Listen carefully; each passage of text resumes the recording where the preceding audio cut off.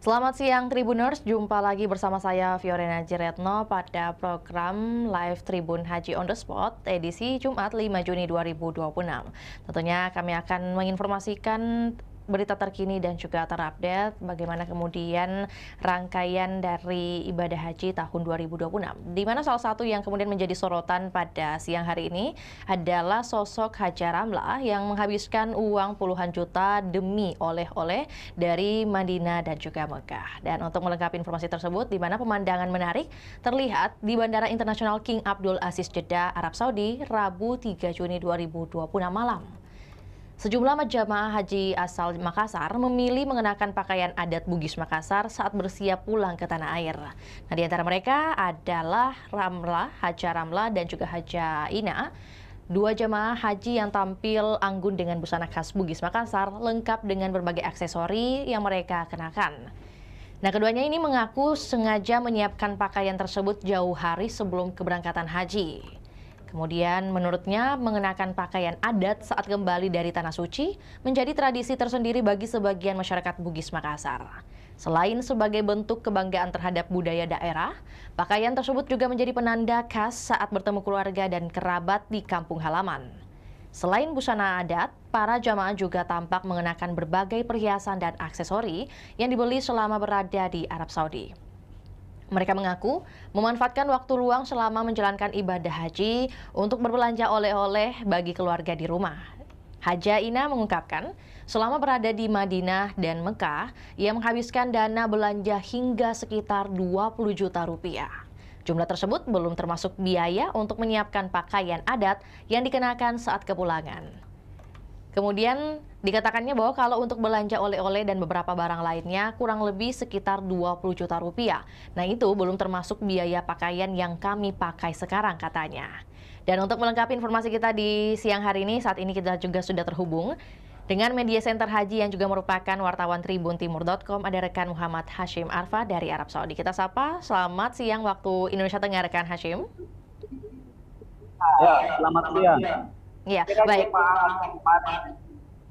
Iya, baik. Rekan Hashim dapat disampaikan bagaimana kemudian kondisi cuaca terlebih dahulu di lokasi Anda melaporkan? Cuaca di sini cukup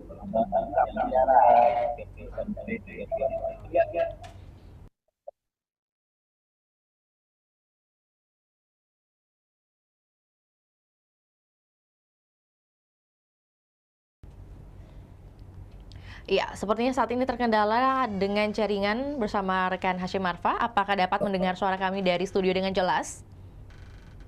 Ya, Iya, baik. Dapat disampaikan ulang rekan Hashim Arfa bagaimana kemudian suasana ataupun juga kondisi di lokasi Anda melaporkan? Karena sedikit ada gangguan jaringan. Iya. tadi cuaca di sini cukup bersahabat di bandara yang kita panas lihat juga juga sudah mulai beradaptasi dengan cuaca dan Rekan Hashim sepertinya agak kurang jelas untuk audionya. Apakah mungkin terhubung dengan wireless? Iya, sepertinya perlu di... Baik, betul. Saat ini sudah lebih jelas. Ya, jadi cuaca di Bandara Internasional King Abdul Aziz Jeddah cukup bersahabat untuk jemaah haji dari Indonesia di angka 30 sampai 35 derajat Celcius. Seperti itu, Vio. Ya, dan mungkin saat ini tepat juga Anda berada di bandara, begitu dapat juga disampaikan untuk saat ini total ada berapa jumlah jemaah Indonesia yang sudah dipulangkan hingga saat ini? Pagi hari sekitar pukul 8 malam ini dari informasi dashboard yang disiapkan oleh Kementerian Haji itu sekitar 71 kloter sudah kembali ke Indonesia dengan jumlah jemaah sekitar 27.800 sekian. Itu sekitar 13% lebih jemaah haji sudah kembali ke tanah air. Seperti itu. satu kloter yang sudah dipulangkan dan tentunya dengan angka kurang lebih 13% untuk saat ini. Dan mungkin yang tadi kita sempat bahas di awal juga dan kami tayangkan dokumentasi untuk lebih jelasnya Tribuners saksikan juga bersama. Dapat disampaikan juga mungkin rekan Hashim mungkin dari pantauan Anda di lokasi khususnya di bandara ketika meliput hal atau topik ini seberapa banyak jemaah asal Sulawesi yang juga terlihat mengenakan pakaian adat saat kepulangan nih? Semenjak pertama kali terbang PG dari Sepeng, kemudian Sidrap terakhir ini tadi hari malam ini dari Kabupaten Goa. Mereka sudah berpakai pakaian adat, setelah apalagi ya ini ya, dulu setelah ke pesta, ini kita lihat semua dan ini pakaian atau busana yang mereka bawa langsung dari Makassar. Mereka beli di Makassar, kemudian bawa ke Arab Saudi, dan pada saat mereka kembali ke Indonesia baru mereka menikah. Dan mereka pakai pada saat di hotel. Ini kita sementara pantau di bandara di ruang tunggu. Jadi mereka menceritakan minimal persiapan untuk pakaian saja itu jutaan, sekitar 1,5 juta paling murah. Dan mereka khusus memang akan menggunakan ketika kembali ke seperti itu. Dan ini juga oleh-oleh yang mereka beli tidak tanggung-tanggung puluhan juta. Bahkan mereka sudah kirim melalui kargo. Di antara 10 sampai 20 juta oleh-oleh yang mereka beli di mereka. Madinah, baik gamis, kemudian kebaya, oleh-oleh lain, coklat, dan perintilan-perintilan seperti boneka, apalagi ya, kurma, kemudian gantungan kunci, sajadah, mereka borong semua di Makkah dan Madinah. Dan ini semenjak hari pertama mereka tiba di Madinah dan Makkah, mereka langsung belanja. Inilah satu ciri khas jamaah haji dari Sulawesi Selatan. Seperti itu. Selain kemudian ini menjadi spotlight juga di ruang tunggu bandara, rekan Hashim, lantas bagaimana respon dari para jemaah lain atau juga mungkin petugas bandara ketika melihat adanya para jemaah yang mungkin asalnya dari Makassar ini ataupun juga Bugis Makassar yang mengenakan pakaian adat tersebut?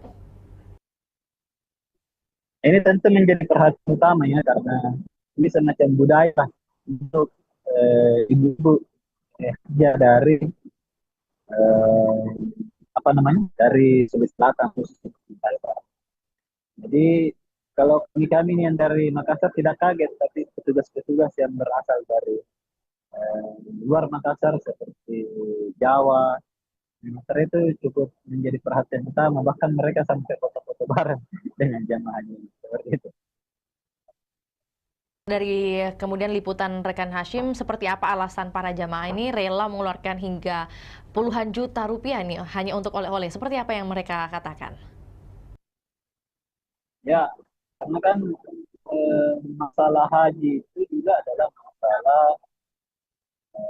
budaya yang turun-temurun ya, bahwa ketika pulang haji ini orang Makassar orang Makassar pakai pakaian yang terbaik menurut kamu setelah pulang dari haji. Seperti inilah. Kalau bapak-bapaknya ini, bapak-bapak ini, mereka memakai gamis, yang lagi pokoknya memakai sorban, pokoknya eh, pakaian tradisional laki-laki dari Arab Saudi. Dan itu sudah terlihat jika kemarin teman-teman di Makassar meliput kedatangannya di Sidrap, kemudian di Sopeng, dan terbaru ini mungkin mereka ini sudah tiba di Kabupaten Goa dan Kota Makassar. Seperti itu. Sorotan lainnya juga yang Anda temui pada saat meliput hal ini, apakah juga ada mungkin dari jemaah daerah asal daerah lain mungkin yang juga menarik perhatian selain menggunakan pakaian ciri khas dari daerahnya? Oh, hampir tidak ada. Dari daerah lain itu mereka memakai rata-rata batik pembagian mereka yang terkena berwarna biru, biru lanjut itu ya. Tapi memang yang menjadi perhatian utama adalah jemaah haji dari Sulawesi Selatan, Bugis Makassar. Dan ini kita lihat ini mereka juga membeli emas di sini. Perhiasan lah. Jadi kenapa misalnya belanjanya cukup mahal? Karena barang-barang yang dibeli juga aja mahal-mahal semua. Sampai teko emas, apa dan lain-lain. Eh, lagi piring-piring itu semua menjadi ciri khas dari sini. Karena memang secara desain ini eh, perabotan rumah tangga di sini memang beda dari Indonesia dan ini hanya dari sini dari Jepang apa itu itu minimal ya belanjanya ya itu kan yang dia sampaikan ke kita belum tentu bahkan bisa lebih lagi ada beberapa jemaah haji pasti bisa lebih lagi mereka malu-malu untuk menyampaikan. Berarti rekan Hashim artinya ada pergerakan ataupun juga perputaran ekonomi yang meningkat begitu aktivitas belanja yang kemudian meningkatnya ini karena aktivitas belanja menjelang kepulangan para jamaah ya. Ini ada informasi, apakah ada Ya informasi betul. dari para jemaah yang kemudian berhasil diwawancara ini kira-kira kapan mereka berbelanjanya? Apakah beberapa hari sebelum kepulangan kah atau seminggu sebelum kepulangan atau seperti apa?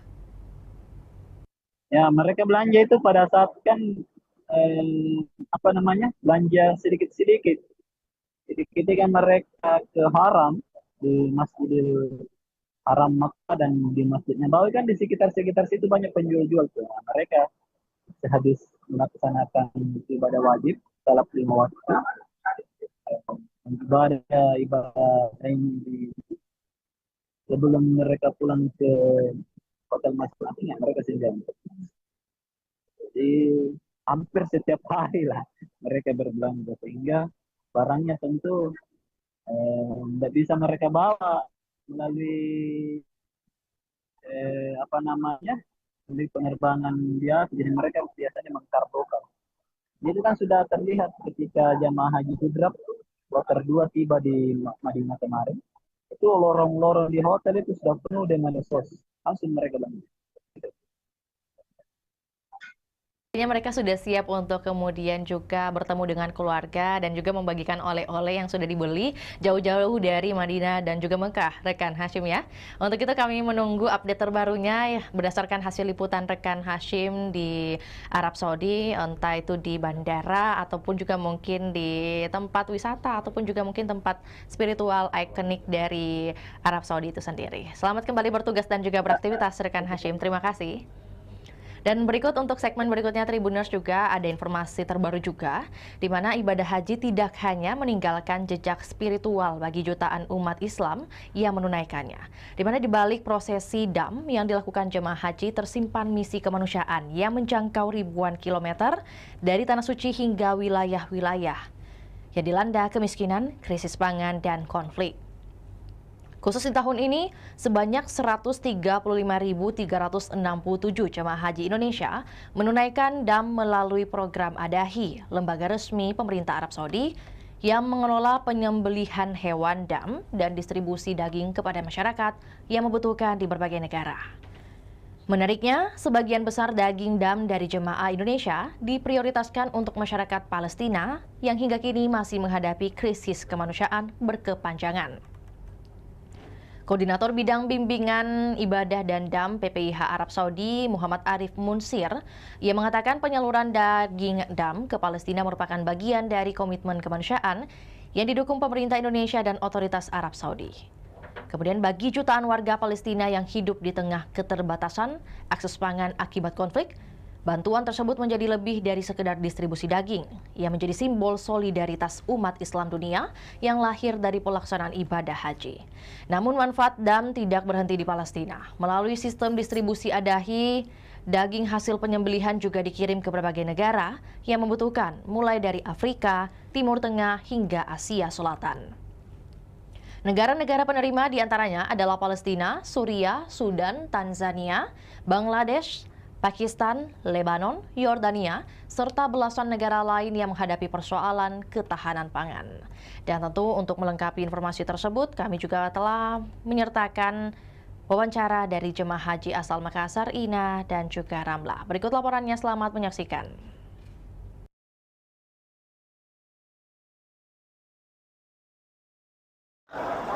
Bugis Makassar, tanda kesyukuran sudah selesai ibadah haji, kita pulang ketemu keluarga.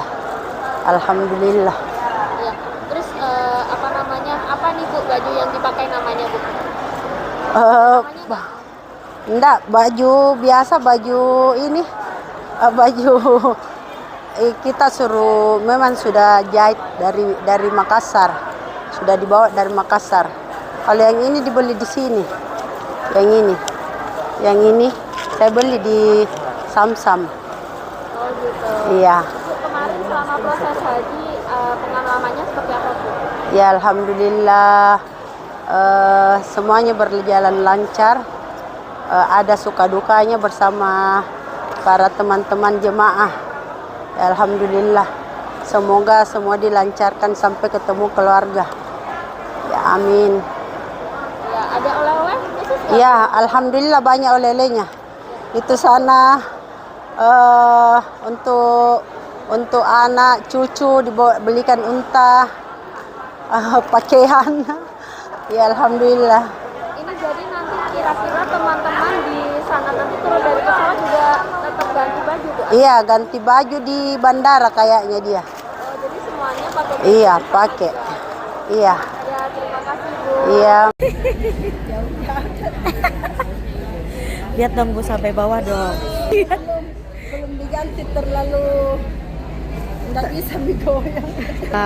Keren.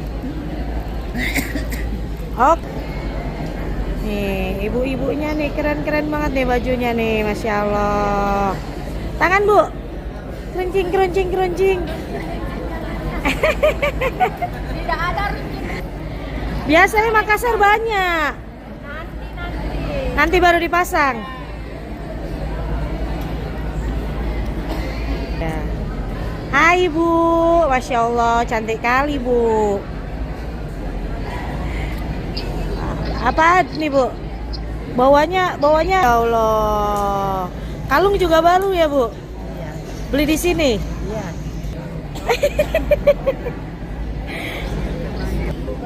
Anak telepon anak di mana? Sebentar lagi ke sini. Tadi baru SOC itu Solo. Jogja, habis Jogja baru sini. Jogja jam 6.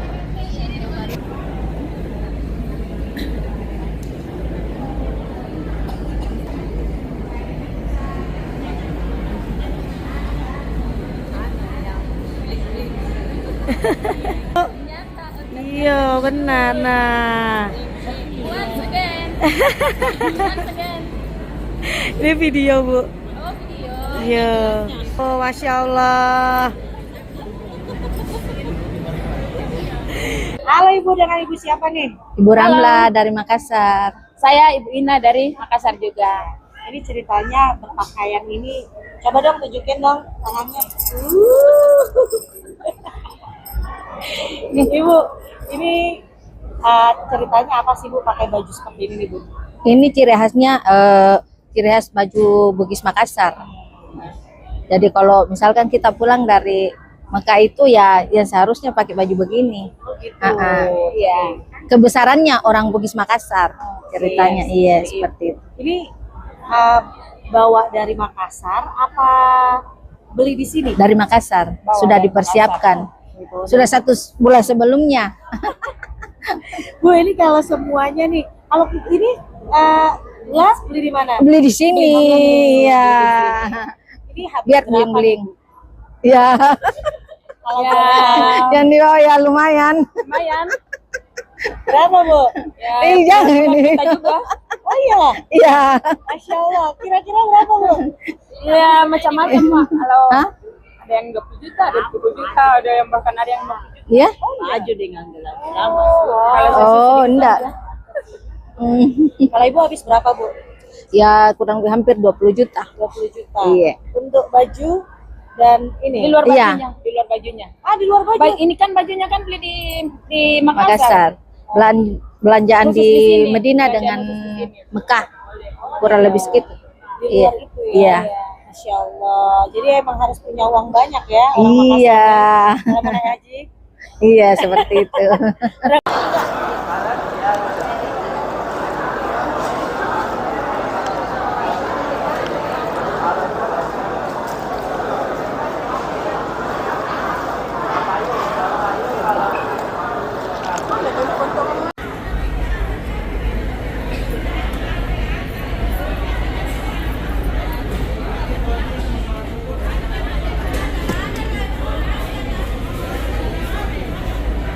Menjelang Idul Adha, keluarga Ibu Daeng Kanang di Desa Parigi, Kecamatan Tinggi Moncong, Kabupaten Goa, Sulawesi Selatan, menerima sambungan listrik mandiri dari PLN Unit Induk Pembangunan Sulawesi melalui program Light Up the Dream.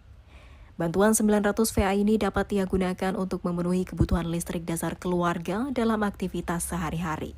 Bantuan ini tentunya mengakhiri ketergantungannya pada listrik tetangga yang selama ini ia tumpangi. Dalam menyambut Hari Lahir Pancasila, PLN UIP Sulawesi turut meriahkan launching PLN Wellness League Energi Bergerak 2026 yang digelar serentak di seluruh unit PLN. Kegiatan diikuti pegawai melalui fun walk, senam, dan olahraga bersama sebagai langkah preventif dalam mendorong budaya hidup sehat serta mendukung kesiapan sumber daya manusia yang lebih bugar, produktif, dan berkelanjutan.